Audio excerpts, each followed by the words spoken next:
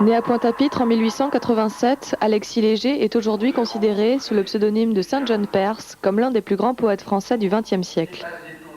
Auteur de recueils comme Éloge, Vent, Amer ou encore Anabase, Saint John Perse écrit sur le lien de l'homme avec le cosmos, une poésie dédiée à la plénitude de l'existence.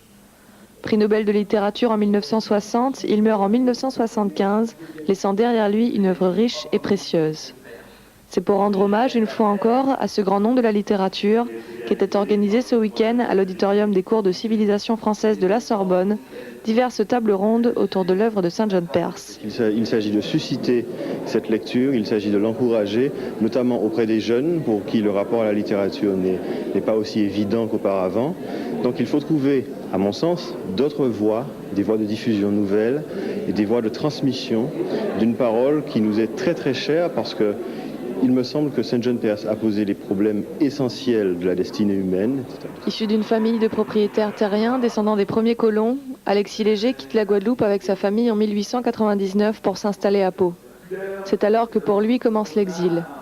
Et c'est de cette position d'exilé que vient aujourd'hui la difficulté des critiques littéraires à situer le poète dans sa créolité à travers la diversité culturelle de son parcours, entre ouverture au monde et recherche d'un ancrage décisif. Je trouve que c'était un poète qui a révolutionné les bases de la prosodie et de la rhétorique poétique de la langue française. Et dans ce sens, c'est un poète très important. Maintenant qu'il soit créole ou pas créole, en tout cas dans Éloge, c'est un poète créole. Et dans Anabase, Exil et les autres poèmes, sûrement pas.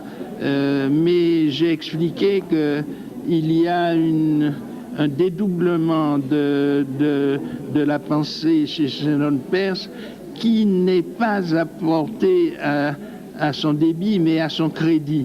Et les écrivains modernes sont des écrivains du dédoublement et de la conscience inquiète. Et je pense que Saint John Perse en est un exemple accompli.